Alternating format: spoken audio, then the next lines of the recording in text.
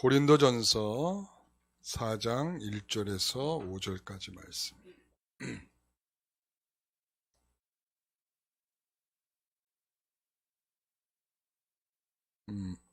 제가 봉독하겠습니다. 우리 성도들은 눈으로 같이 읽어주시기 바랍니다. 사람이 마땅히 우리를 그리스도의 일꾼이요 하나님의 비밀을 맡은 자로 여길지어다. 그리고 맡은 자들에게 구할 것은 충성이니라. 너희에게나 다른 사람에게나 판단받는 것이 내게는 매우 작은 일이라. 나도 나를 판단하지 아니하노니 내가 자책할 아무것도 깨닫지 못하나 이로 말미암아 의롭다함을 얻지 못하노라. 다만 나를 심판하실 이는 주시니라.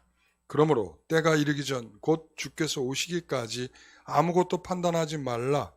그가 어둠에 감추인 것들을 드러내고 마음의 뜻을 나타내시리니 그때 각 사람에게 하나님으로부터 칭찬이 있으리라. 아멘. 그리스도의 일꾼이라는 제목으로 말씀을 함께 나누겠습니다. 우리가 지금 1장 10절에서 고린도전서 1장 10절에서 이제 4장 5절까지 이제 큰 단락의 하나를 마치게 되는데, 여기에 마치게 되면서 사도 바울이 강조하는 것은 두 가지예요.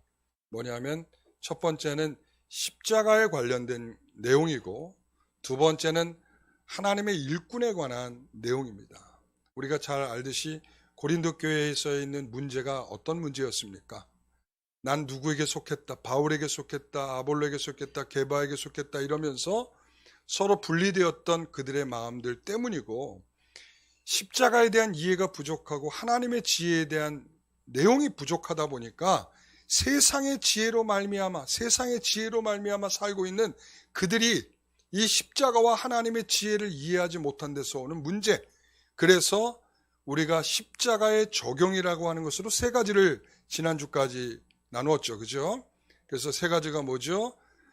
아무도 자신을 속이지 말라. 그리고 어리석은 자가 되라. 그리고 아무도 사람을 자랑하지 말라. 이게 바로 십자가를 적용하는 내용들이었다면, 이제 오늘은 그러면 그리스도의 일꾼, 다시 말하면 지금 여러 갈래로 이 고린도 교회 안에 나눠져 있는 일꾼이라고 하는 사람들, 다시 말하면 사도들, 그리고 사도들 중심으로 리더들, 이렇게 해서 교회가 뿔뿔이 흩어져 있는 이 상황들 속에서 그리스도의 일꾼이라는 주제로 이제 적용적인 명령을 두 가지를 하고 있습니다. 하나는 뭔가 하면, 첫 번째는 하나님의 비밀을 맡은 자로 존중하라 이겁니다. 하나님의 비밀을 맡은 자로서 존중하라. 이 그리스도의 일꾼은 바로 그런 거라는 거예요. 두 번째는 뭐냐면 주께서 오시기까지 아무것도 판단하지 말라. 판단하지 말라라고 하는 이 두 가지의 내용으로 이 명령을 통해서 이 그리스도의 일꾼에 관한 정리를 사도 바울이 하고 있습니다. 자, 첫 번째, 하나님의 비밀을 맡은 자로 존중하라. 1절 말씀을 보면, 사람이 마땅히 우리를 그리스도의 일꾼이요 하나님의 비밀을 맡은 자로 여길지어다. 이 여길지어다가 바로 생각하라 이런 뜻이기도 하고, 또 존중하라 이런 뜻이기도 합니다. 그래서 일꾼이라고 하는 것은 뭐냐면, 일꾼은 청직이라고 하기도 하고 종이라고 하는 표현을 쓰기도 합니다. 그래서 한 집안의 주인을 잘 섬기면서 주인이 맡겨진 일들을 충실히 하면서 그 가정을 잘 돌보는 사람을 가리켜서 일꾼이다, 종이다, 청직이다 이렇게 부르는 것입니다. 그래서 이 맡기신 일이 뭔가 하면, 그러면 일꾼으로서, 그리스도의 일꾼으로서 맡겨주신 일이 뭡니까? 그러면 교회죠. 교회를 잘 섬기고, 그리고 성도들을 잘 감독하여서 하나님께서 주신 그 일들을, 또한 하나님의 비밀을 잘 전달하는데 이 목적이 있다는 것이죠.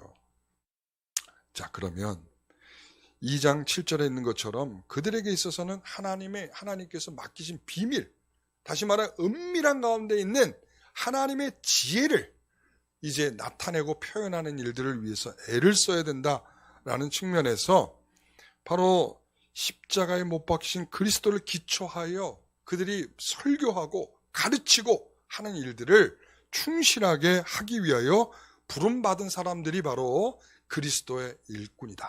이렇게 말하는 거예요. 자, 그리스도의 일꾼은 자기가 하고 싶은 일을 하는 사람이 아닙니다. 주인이 맡긴 일을 하는 사람이에요. 주인이 맡긴 일. 그러니까 주인이 맡기지 않은 일을 하면 그 순간부터 그건 주인 노릇하려는 거예요. 여러분, 교회 안에서도 하나님께서 맡기신 일보다 자기가 드러나고 자기를 중심으로 해서 자기의 생각대로 일하려는 사람들이 있습니다. 이거 굉장히 위험한 일입니다. 다음에 가서 나오는 말씀에 보면 말씀 밖으로 넘어가는 일이 됩니다. 말씀 밖으로 뭐라고요? 넘어가는 일. 말씀 밖으로 넘어가는 일은 굉장히 위험한 일입니다. 여러분, 그래서 필요한 사람은 그리스도의 일꾼으로 부름을 받은 사람들이 필요한 것은 뭐냐면 충성이라고 말하는 거예요. 2절에 맡은 자들의 구할 것은 충성이다. 이 맡은 자라고 하는 것은 이런 의미예요. 그 일을 맡기신 누군가가 있다라는 뜻이고, 그리고 그 맡기신 그 일을 위해서 어떤 대상에게 그 일을 해야 된다는 말이죠. 그래서 이 맡은 자에게는 상당한 하나님께서 주시는 권위가 있는 거야. 권위. 그러니까 우리가 생각할 때 저는 이렇게 생각을 해요. 여러분, 사람에게 그 권위를 주시더라도 사람에게 있는 것보다 누구에게 있는 거냐면 그 직에 있는 겁니다. 그 직에. 그러니까 하나님께서 사도로 부르셨다라고 하면 사도라고 한 개인의 바울이 존중받기를 먼저 원하시기보다는 사도라는 직분을 맡게 된 그 사도로서, 그 사도의 직으로서 그 수행을 충실하게 행하는 자로서 하나님은 존중받기를 원하시는 거죠. 여러분, 이걸 유념하셔야 돼요. 그러니까 우리 한국교회가 그동안 혼돈에 빠져있던 것 중에 하나가 뭐냐면 그 직을 수행하는 그 직보다도 더 누구를 존중하라? 사람을 더 존중하라고 자꾸 그렇게 배워왔어요. 사람이 존중되기보다 먼저 그 직을 존중하고 그 직을 충실하게 맡은 바를 충성스럽게 감당하는 그런 사람을 존중하는 것이 그게 바로 바른 태도다. 저는 이렇게 생각을 합니다. 그래서 그들에게는 그런 권위가 주어지고 어떤 막중한 책임도 권위도 주어지고 뭣도 책임도 주어진다. 이 책임이 막중하기 때문에 우리는 늘 이런 부분이 어려운 거예요. 여러분, 사도 바울이 너는 이방인의 사도야 그래놓고 그 이방인의 사도란 책임을 맡아놓고 가지 않고 유대에만 머무르면서 유대인들에게 복음을 막 전했다고 한번 생각해 보세요. 안 되죠. 그렇죠. 그리고 전도하면 불편하니까 성도들끼리만 모여서 놀았다고 한번 생각을 해보세요. 예? 사도 바울이 말이죠. 여러분, 그래서 야고보 3장 1절에 보면 선생된 자들은 더 큰 심판이 있을 줄 알고 선생이 많이 되지 말라 이렇게 말하는 거예요. 그러니까 우리가 리더가 되고 하나님의 부르심을 입어 특별한 직을 맡게 됐다는 것이 우리에게 굉장히 명예로울 수 있어요. 그러나 그 명예로운 것이 권위적으로만 받고 책임으로만 받지 않으면 그건 굉장히 문제가 심각해지는 거예요. 여러분, 오늘날 우리는 권위만 받기를 원하고 책임을 지지 않으려고 하는 일들이 너무나 많기 때문에 교회가 힘을 못 받고 있는 거예요. 여러분, 성도들은 이 막중한 책임을 가진 선생된 자를 위해서 그 비밀을 맡은 그리스도의 일꾼을 위해서 그렇다면 뭘 해야 되겠습니까? 성도들은 영적인 지원을 위해서 기도를 해야 되는 것입니다. 영적인 지원을 위해서 기도를 해야 합니다. 우리가 이전에 우리 만수동의 지하 리모델링 할 때 제가 그 의자를 사러 저기 그 일산 쪽에 갔어요. 갔더니 그래서 이제 그 의자를 사려고 저는 카탈로그를 막 보고 있는데 이 사람은 이 물건 팔 생각은 안 하고 저한테 계속 뭐냐면 우리 교회는 말이에요. 이런 거. 내가 뭐 당신네 교회 얘기 듣고 싶다나? 나 빨리 이거 사갖고 가야 되는데 그런데도 굴하지 않고 계속 우리 교회는 말이죠. 우리 교회는 말이죠. 우리 교회는 말이죠. 그래서 제가 우리 교회는 말이죠 중에 한 가지 딱 남아있는 게 그때 뭐였냐면 이거였어요. 우리 교회는 말이죠. 토요일마다 목사님의 설교를 위해서 한 몇십 명이 모여서 기도하는 거예요. 우리 교회는 말이죠. 그래서 제가 그때 돌아와서 되게 부러웠을 거 아니겠어요. 그죠? 그래서 제가 그때 이 기억도 못할까 우리 성도들은. 제가 그래서 얘기를 했어요. 내가 물건을 사러 갔더니 거기 있는 성도가 이런 얘기를 하더라. 그랬더니 우리 성도들이 제가 설교 시간에 아무 얘기 안 하더니 목사님, 우리도 목사님을 위해서 기도하고 있어요. 딱 그러더라고요. 그렇구나. 그래요. 저도 그럴 줄 믿습니다. 우리 성도들이 저를 위해서 영적인 지원을 위해서 저를 위해서 기도하고 있다는 사실을 저도 믿습니다. 예. 자, 우리 교회 성도들에게 제가 부탁드리고 싶은 것은 바로 그런 거예요. 교회가 이 세상의 지혜에 빠지게 되면 절대로 영적인 기도 안 합니다. 영적으로 기도하지 않아요. 그러니까 이 세상의 지혜에 빠져 있는 교회의 현실은 기도가 없는 교회예요. 기도가 없는, 목사를 위해서 절대 기도하지 않습니다. 여기서 지금 반성이 막 되시는 분들이 있겠죠, 그죠? 있겠죠, 그죠? 그리고 절대 성도를 위해서 서로 기도하는 바가 없어요. 왜? 나 먹고 살기도 지금 힘든데 내가 너를 걱정할 틈이 어딨냐? 이러면서 그냥 내 삶만 그냥 집중해서 살아가고 나를 위해서만 기도하면 그래 좀 다행인데, 그것도 기도하지 않고 어차피 하나님 눈 감게 하셨으니 눈 뜨고 있는 동안 하나님 알아서 하시겠지 뭐. 그냥 하나님이 알아서 하시겠지. 이건 정말 세상에 빠져있는 교회의 현실이고 세상에 빠져있는 성도들의 영적인 것에 대한 전혀 관심 없는 육적인 태도다. 이렇게 말할 수 있죠.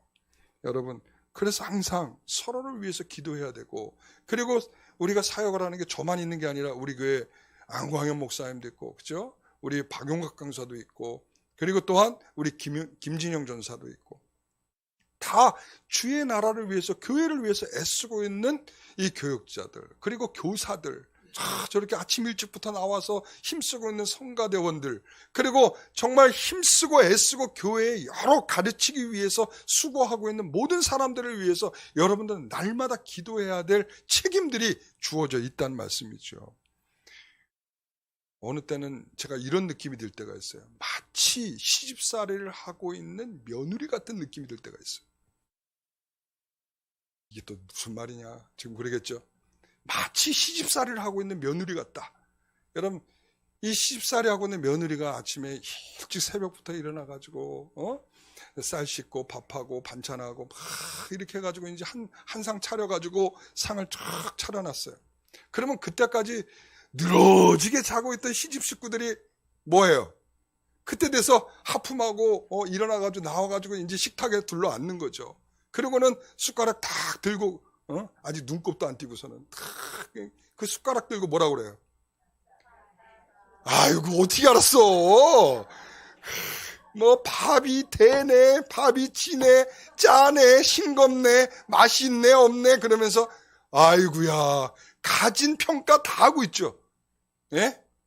그러니까 그러고 여러분, 제가 그걸 딱 상상할 때 무슨 생각이 드냐면, 좀 그럴 때 나와서 아침에 일찍 나와서 뭐 양파도 좀 까주고 숟가락도 같이 놔주고 그리고 같이 거들어 주면서 그 일을 같이 했더라면, 예? 그 말 안 할 거 아니야, 그죠? 왜 안 하겠어요? 자기도 그 짠 일에 같이 했잖아, 그지? 그 싱거운 일에 같이 했고, 그리고 밥을 대게 하는 일에 같이 했으니까 말할 게 없는 건데 안 하니까. 그러고는 뭐라 그래? 그거는 네 일이지. 야, 며느리가 네가 할 일이지. 그냥 네가 알아서 하면 되지. 우리는 평가만 하면 되고, 우리는 그 맛만 즐기면 되는 거지. 여러분, 마치 제가 이런 느낌이 들 때가 있다는 말씀이죠.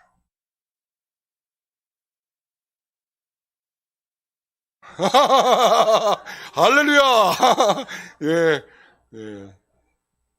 우리는 정말 하나의 공동체고 한 교회를 섬긴다라고 하는 행복감은 뭔가를 뭐 갖다 주고 안 갖다 주고 이런 문제에서 있는 게 아니고, 이 영적인 주파수가 서로가 맞아서 그 영적인 유익들을 서로 나르는 가운데에서 나타나는 거예요. 그래서 이게 느껴지는 날이 있어요. 근데 이게 좀처럼 막 메마른 것처럼 제가 주일날 아침에 악을 쓰고 있는데도 하나도 마음에 전혀 그런 내 마음에 그런 느낌이 드는 날이 있어요. 여러분, 그거는 제 감정일 수도 있지만 우리 성도들과의 지금 영적인 교감들이 서로 안 되고 있는 결과일 수도 있다. 전 그런 생각을 해봅니다. 여러분, 시집살이 하고 있는 며느리 같은 느낌을 들지 않도록 여러분 정말 사랑받고 있는 며느리 같은 느낌이 들었으면 좋겠습니다. 항상 관심 받고 영적인 좋은 교제가 함께 나타나는 말이죠. 예. 그래서 하나님께서 맡은 일꾼을 위해서 항상 기도하면서 경건한 태도로 태도를 갖는 헌신적인 성도들이 굉장히 필요하다는 말씀입니다. 맡은 자들에게는 하나님의 비밀을 책임질 권세를 주시지만 성도들에게는 그 맡겨진 종들을 위해서 기도하며 영적으로 지원해야 될 책임을 동시에 갖게 된다는 사실을 기억하십시오. 여러분, 그래서 히브리서 13장 17절 말씀을 보게 되면 너희를 인도하는 자들에게 순종하고 복종하라. 할렐루야. 네. 제가 기뻐서 그러는 거예요. 이런 말씀이 나오면 너무 행복해지는 거죠. 너희를 인도하는 자들에 의해 순종하고 복종하라. 자, 그 다음에 그들은 너의 영혼을 위하여 경성하기를 자신들이 청산할 자인 것 같이 하느니라. 자, 이 말은 뭐냐면 경성하기를 이란 말은 꾸짖고, 그러니까 일깨워줘서 바른 것을 알려줘서 그 사람이 돌아서서 행동을 할 때까지 라는 말이에요. 그래서 저것을 마치 그 사람에게 이것을 일러주면서 그것을 가르쳐주면서 이건 너의 일로서 네가 이렇게 잘하면 돼가 아니라 정말 그것이 내 일처럼 내가 계산해서 그 결과를 봐야 될 일처럼 끝까지 가르쳐주고 그것을 위하여 애쓴단 말이죠. 예. 제가 저 말씀에 너무 감동이 되는 말씀이에요. 아, 그래, 목사는 절해야 돼. 하나님의 말씀을 맡은 자들은 절해야 돼. 그러니까 성도들이 한 번 듣고 야, 안 들으면 그만이지, 다 네 책임이야 이러고 말면 끝이죠. 그러나 그것을 끝까지 이것은 내가 청산해야 될 문제로 알고 내가 계산해야 될 문제인 줄 알고 끝까지 내 마음에 붙들고 그걸 위하여 씨름하는 거죠. 그렇기 때문에 성도들의 은혜가 있을 때는 뭐냐면 거기에 순종하게 되고 복종하게 되는 거예요. 그러니까 우리의 은혜가 떨어지면 말이죠, 야, 들려지지가 않는 거예요. 들려지지가 않아. 그래서 제가 성도들한테 늘 얘기하는 것 중에 하나가 뭐냐면 절대 목사하고 관계가 틀어지지 마라. 예. 여러분, 목사하고 틀어지는 게 뭐가 문제냐면 제일 문제가 그 말씀이 안 들리는 거예요. 말씀이 안 들려. 무슨 말을 해도 들리지가 않아. 예? 여러분, 그렇기 때문에 목사와의 관계가 나쁠 때 나타나는 최고의 현상은 뭐냐면 이 시간에 여기에 지금 저하고 관계 안 좋은 사람이 없잖아요. 그죠? 그렇잖아요. 없잖아. 그지? 그러니까 우리 성도들이 지금 얼마나 지금 눈이 반짝반짝하면서 제 말을 지금 잘 듣고 있는지 몰라요. 그러나 여기서 제가 위에서 보잖아요. 저하고 지금 관계가 안 좋다는 느낌이 있는 사람은 말이죠, 그 사람 벌써 눈빛이 달라. 눈이 멍청해. 왜? 전혀 관심이 없으니까. 그리고 자기의 생각을 해. 그리고 자기의 만족 속에 있어. 그리고는 돌아가. 그러니까 여기에서 들려지는 말씀들이 하나도 내 인생을 새로 갈아엎는 데는 아무런 도움이 되지가 않는 거예요. 사랑하는 성도 여러분, 만일 지금 그런 마음이 있다면 자, 오늘 다 청산하고 가시기 바랍니다. 아시겠죠?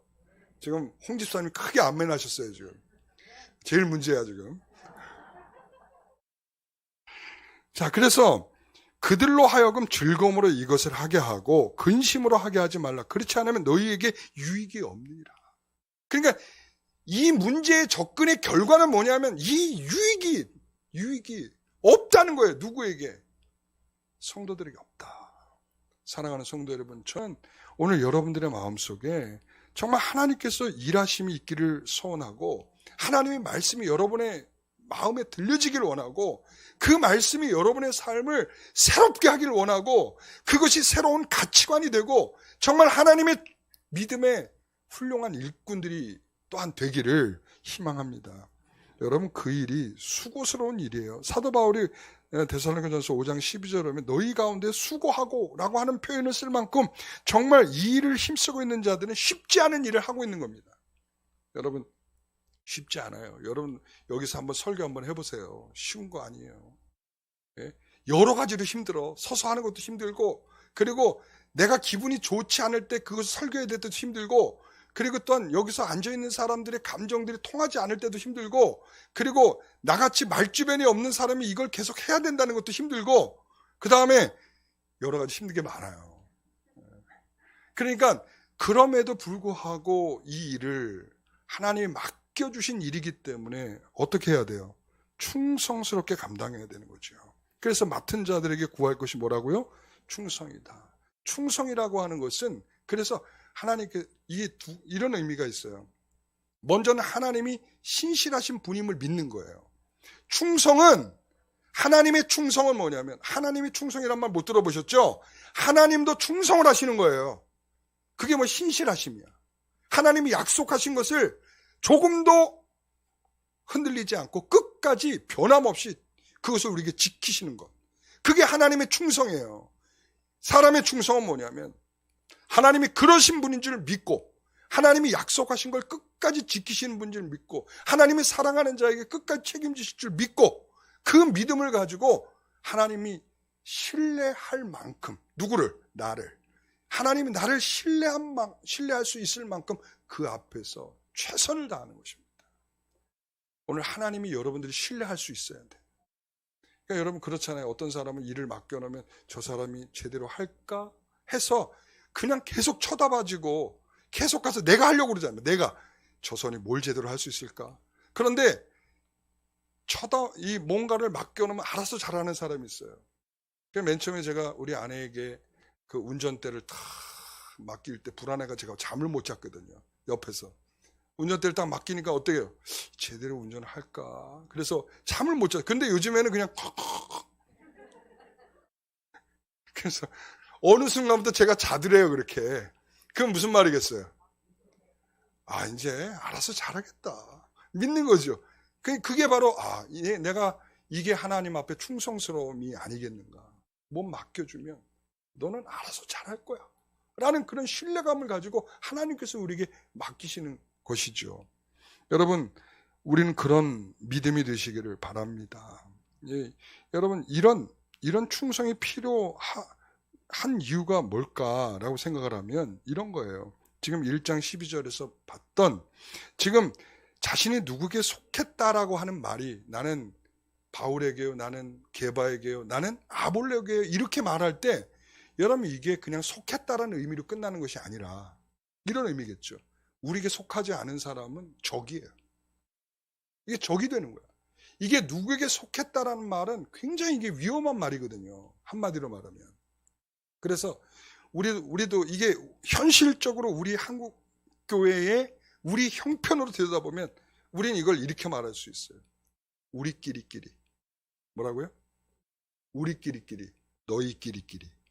우리끼리끼리, 너희끼리끼리. 그러니까 항상 우리끼리끼리는 너희끼리끼리와 항상 어때요?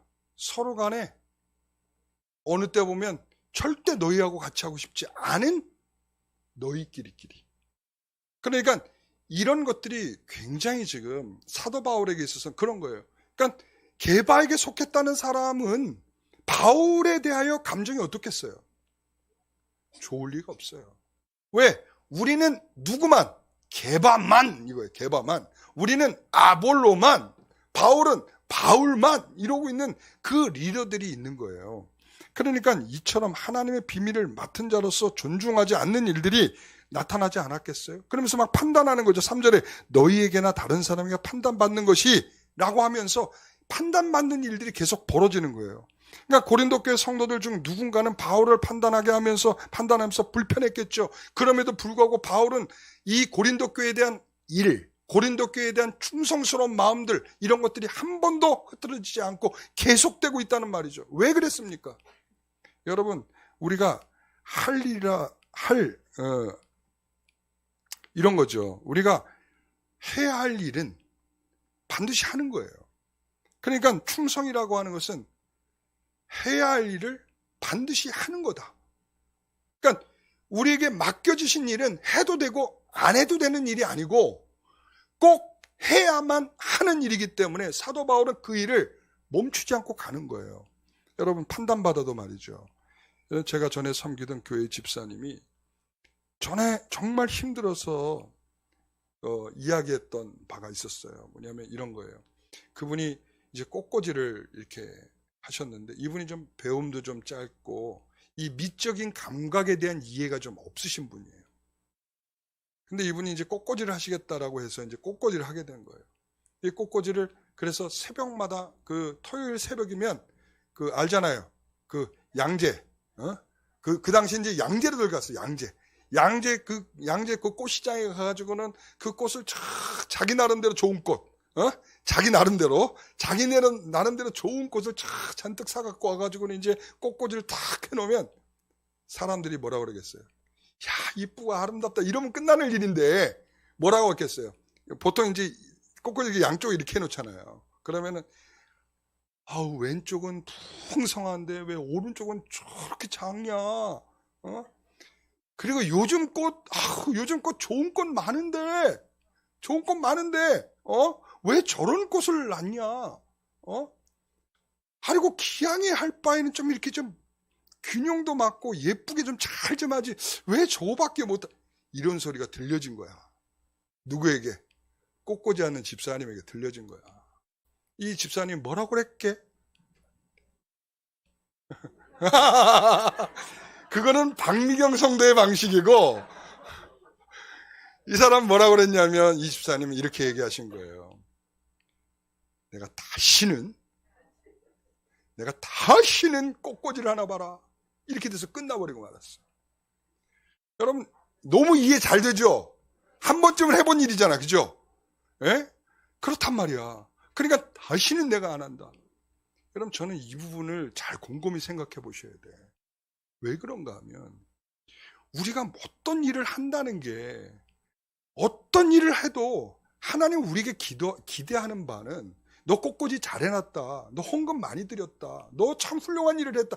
여기에 관심 있는 것이 아니라 그 일이 과연 너에게 어떠한 은혜가 있었냐는 거야. 그 일이. 꽃꽂이를 해놓으면서 네가 너 만족을 위해서 했다면 너 그건 네가 받을 영광이지 하나님 앞에는 아무것도 아니야. 이거죠. 그러니까 결국 그 일이 누가 뭘 한다고 해서 내가 다시는 안 해 라고 하는 그 순간부터 그 일은 하나님께 했던 일이 아니라는 얘기죠. 이해가 되시죠? 그러니까 여러분, 고린도 교회뿐만 아니라 사도 바울이 우리 지금 함께 나누는 빌립보서 4장에서 17절에 가면 이런 말씀 있죠. 내가 선물을 구함이 아니요 오직 너에게 유익하도록 풍성한 열매를 구함이라. 지금 이 빌립보 교회가 헌금을 이 사도 바울에게 헌금을 드려서 이 도움을 줬단 말이에요. 그런데 도움을 줄 때도 있지만 도움을 못 줄 때도 있어. 그러니까 이 도움을 줄 때가 됐던 못 줄 때가 됐던 간에 사도 바울이 지금 너희에게 지금 이 말을 하고 있는 것은 뭘 위해서? 너희에게 유익이 있고 그리고 또한 너희가 풍성하게 되는 것이 목적이야. 지금 이 말이에요. 그러니까 너희들 드려도 되고 안 드려도 되는데 이렇게 한 일이 너희에게 유익이 있고 너희에게 풍성한 결과가 되는 것을 나는 원한다. 지금 그 말을 하고 있는 거예요. 사랑하는 성도 여러분, 저는 그렇게 생각합니다. 우리 교회가 또 성도들이 어떤 일을 하든 전진되는 일이어야지 뒤로 물러서고 후퇴하는 일이 된다면 그거는 불행한 일입니다. 시간을 들이고 물질을 들이고 자기가 가지고 있는 거 다 들여서 했는데 그 일이 내 인생을 뒤로 물러나게 하고 하나님으로부터 더 멀어지게 하는 일이 된다면 그 일을 왜 합니까? 하지 말아야지. 그런데 우리 실컷 하다가 누가 뭐라고 좀 이야기를 하면 전진할 동력을 다 잃어버려요. 우리가 전진할 동력이 거기 아니라면 사람의 칭찬에 있지 않고 사람의 판단에 있지 않고 어디에 있단 말이에요? 하나님께 있다. 그래서 자연스럽게 2번으로 넘어가는 거예요. 주께서 오시기까지 아무것도 판단하지 말라. 이렇게 되는 거예요. 사도 바울이 이런 섭섭함을 뚫고 덕을 세우기 위해서 이렇게 했던 이유가 무엇입니까? 라고 하면 두 가지예요. 첫째는 우리는 그리스도의 것이다. 3장 말미에 있었던 우리는 누구의 것? 그리스도의 것. 나 역시 내 것이 아니고 너 역시 네 것이 아니야. 그리스도 안에 서로의 것이고 또한 서로가 요구하는 관계에 있는 겁니다. 우리는 다 서로가 요구하는 관계에 있어요. 이 교회의 놀라운 관계죠. 이 교회에 우리가 한 공간에 있다라고 하는 것은 무엇을 의미하는 것이냐면 너희가 다 모두 그리스도의 것이다. 이것을 우리가 눈으로 보는 거예요. 그리스도의 것. 아름다운 그리스도의 것. 얼마나 아름다우십니까? 그리스도의 것. 예? 그것을 확인하는 방법은 그리스도 안에서 서로의 짐을 지는 것입니다. 뭐라고요? 서로의 짐을 지는 것. 제가 오늘 전에 섬겼던 교회, 또 나오네요. 전에 섬겼던 교회에서 이런 일이 있었어요. 한 성도가 새벽기도에 평소에 안 나오던 분인데 새벽기도에 나와가지고 막 울부짖으며 기도를 한 거예요. 그러면 이제 제가 그런다고 그랬죠? 깜짝 놀란다고 그랬죠? 새벽에 나타나는 것만도 깜짝 놀랄 일인데, 그러고는 막 엉엉 울면서 정말 하나님 앞에 간절히 기도하니, 이거 도대체 무슨 일인가? 그래서 이제 아침이 되자마자, 새벽이 지나고 아침이 되자마자 전화를 드렸어요. 그랬더니 이분이 그러는 거예요. 내가 어저께 구역 모임을 했는데, 그 구역원 중에 하나가, 우리 가정 파탄나게 생겼어요. 그러면서 기도 좀 해주세요. 라고 그렇게 된 거예요. 그랬더니 이제 이분이 저녁에 내내 집에 돌아가서는 이제 집에 너 잠을 딱 자려고 그러니까 우리 가정 파탄 날 것 같아요. 이게 그냥 머리에 도는 거야. 그래서 조금 자다가 일어나서 또다시 그게 계속 도는 거야. 그러니까는 이제 그렇게 자다가 깨다가 하다가 어떻게 했겠어? 새벽에 기도나 하러 가자. 기도나 하러 가자. 새벽 예배에 나온 거예요. 그런데 그날 딱 새벽 예배를 드리고 기도를 딱 하는데 마음에 무슨 생각이, 이거는 네 문제가 아니다 내 문제다, 이런 생각이. 뭐라고요? 네 문제가 아니고 누구 문제다? 내 문제다. 그러니까 그게 내 문제라는 마음으로 기도가 팍 되는데, 정말 내가 이제껏 나를 위해서도 그렇게 울어본 적이 없는데 그렇게 눈물이 쏟아지고 그를 위해서 기도하는 것이 그렇게 행복하고 그렇게 하고 돌아갔다는 거예요. 이해가 됐죠? 이제 제가 알겠습니다. 그리고서 이제 전화를 끊었죠. 그리고 이제 며칠 있다가 그분이 또 전화가 저한테 다시 왔어요. 이제 제가 아까 한 거고 이제 그분이 전화가 왔어요. 목사님! 뭐라고 했겠어요? 기도의 응답이 왔어요! 딱 그러는 거예요. 와, 할렐루야. 그랬겠죠, 제가 속으로. 그래서 그 기도의 응답이 뭐길래요? 그랬더니 글쎄요, 그 우리 구역원 중에 그 한 명이 글쎄 전세돈을 받아갖고 오다가, 자기 이제 전세 이제 옮겨가려고 전세돈을 받아갖고 오다가 잃어버린 거야. 한두 푼도 아니고. 그러니까 남편이 뭐라고 그러겠어요? 이 미친 옆에 이거 교회 다닌다 그러더니 정신 못 차리고 맨날 거기다 그냥 교회만 다니고 어쩌고 저쩌고 하더니 결국은 네가 한 일이 봐라 이거야. 이 사고 친 거 이거 보라는 거지. 그러니까 여기서 그냥 이 가정이 진짜 파탄나게 생긴 거야. 난 몰랐는데, 그때까지는 몰랐는데 파탄나게 생긴 거지. 근데 그 돈을 그냥 가방채 그대로 찾은 거야. 할렐루야. 그러니까 어떻겠어요?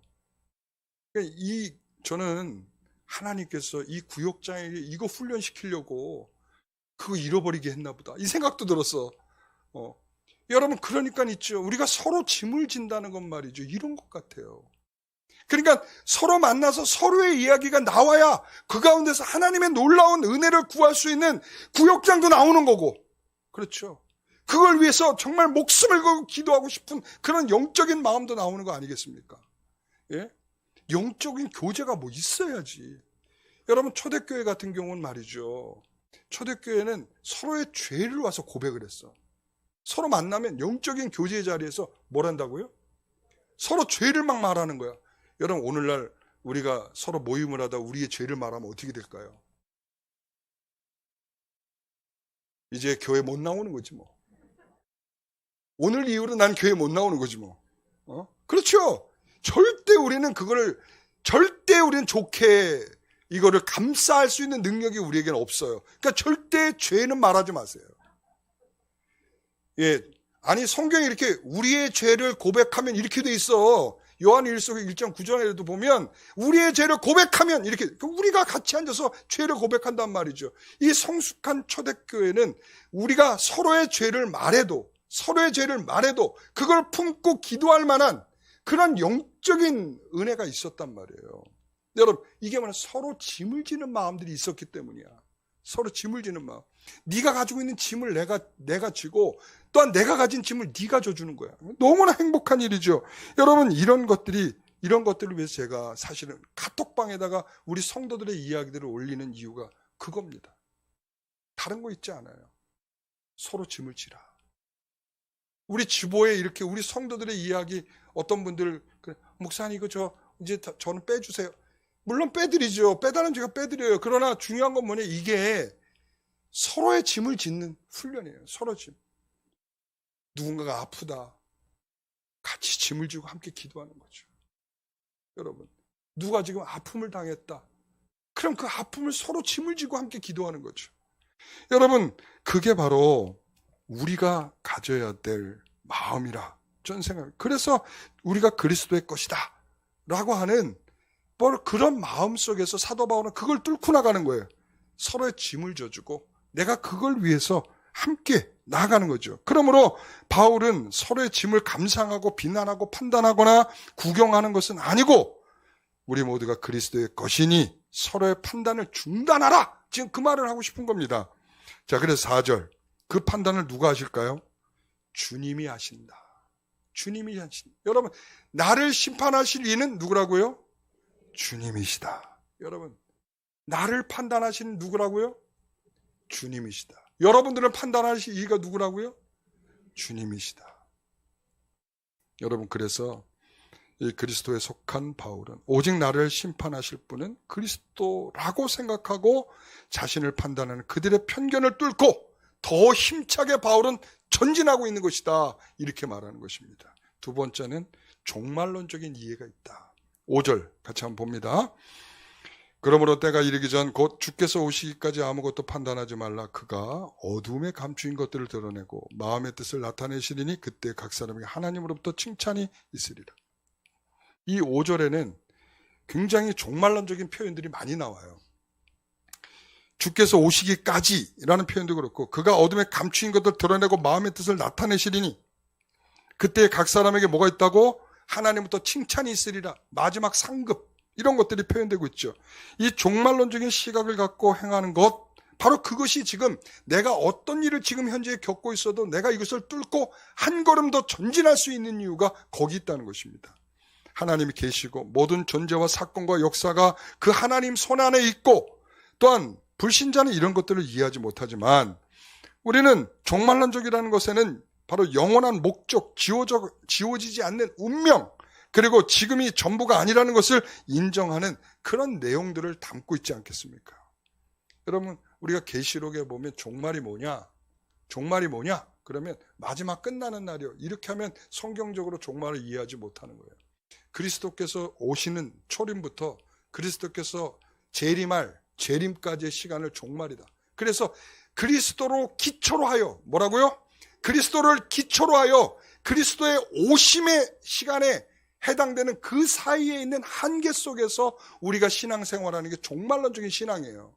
그러니까 그리스도가 기초가 되지 않는, 지금 사도 바울이 계속 말했던 얘기가 그거고, 우리가 그리스도 터 위에라고 하는 거, 하나님의 지혜, 십자가, 그리고 이 모든 것들은 다 뭘 얘기하는 거냐? 바로 그리스도가 기초가 돼서 어디에까지? 주가 오시는 그날까지, 내가 하나님으로부터 오시는 그 판단과 칭찬이 있을 그 시간까지 우리가 이런 것들을 한계를 두고, 뭘 두고? 한계를 두고, 틀로 두고, 범위로 두고 우리가 신앙생활을 한다. 이런 말이에요. 그렇기 때문에 그들의 비판이 우리에게 뭐예요? 아무것도 아닌 거야. 여러분, 아까도 말해서 꽃꽂이 하시던 분이 다시는 안 할 거야 도망가는 것은 종말론적인 신앙이 없다는 거예요. 여러분, 우리가 한 발짝, 그럼에도 불구하고 더 한 발짝 전진하는 이유는 주께서 칭찬하실 그날이 있음을 아는 거죠. 사랑하는 성도 여러분, 그렇기 때문에 돈을 사랑하고 명예를 구하는 자들에게는 이런 십자가와 영원한 나라 안에 들어가지 못하는 이유가 거기에 있는 것입니다. 왜냐하면 사나 죽으나 주를 위해서 살고 주를 위해서 죽고, 우리가 그런 게 바로 십자가고, 우리가 종말에 대한 의식을 갖고 있는 것인데, 돈이 지배하고 자식이 우상이 되어 사는 이 세상에서 내 삶의 진지한 생각을 우리가 해볼 겨를이 없는 거예요. 그러니까 세상적인 지혜로 자신을 과시하며 자신이 하나님이 부르신 성도라는 사실도 망각한 채 살고 있을 때가 우리가 많아요. 여러분, 그래서 주님께서 우리에게 머리를 한 대 주워박으면서 하시는 말씀이 있잖아요. 뭐라고 그랬을까요? 생각 좀 하고 살아라. 예? 생각 좀 하고 살아. 공중에 나는 새를 봐라. 들에 피어있는 꽃들을 좀 봐라. 누가 먹이는 자도 없이 먹고, 그리고 입히는 자도 없이 저렇게 아름답고 입고 있지 않니? 그런데 너희일까 보냐? 이랬죠. 너희일까 보냐? 그게 뭐예요? 생각 좀 해라. 이런 뜻이야. 생각 좀 해라. 야, 생각 좀 해라. 공중에 새도 그렇게 먹이고 들에 있는 꽃도 그렇게 입히신다면 너희는 어떻게 하시겠냐? 생각 좀 해봐라. 우리가 그 범위 안에 사는 거예요. 그 범위. 그 생각을 놓치지 않고 하나님이 우리에게 주신 그 가치의 범위 안에 십자가 안에서 기초가 되고, 그리고 그분이 오실 그날에 대한 분명한 생각을 가지고 그 범위 안에서 우리가 살려고 발버둥 치는 거, 이게 바로 사도 바울이 지금 이 상황을 뚫고 나가고 있는 그러한 덕스러움이다, 이렇게 말하고 있는 것이죠. 오늘 사랑하는 성도 여러분, 오늘 우리가 그렇게 일꾼된 자들이고, 또 그렇게 일꾼으로 맡겨진 자들이고, 그리고 그렇게 충성을 해야 될 자들임을 믿습니다.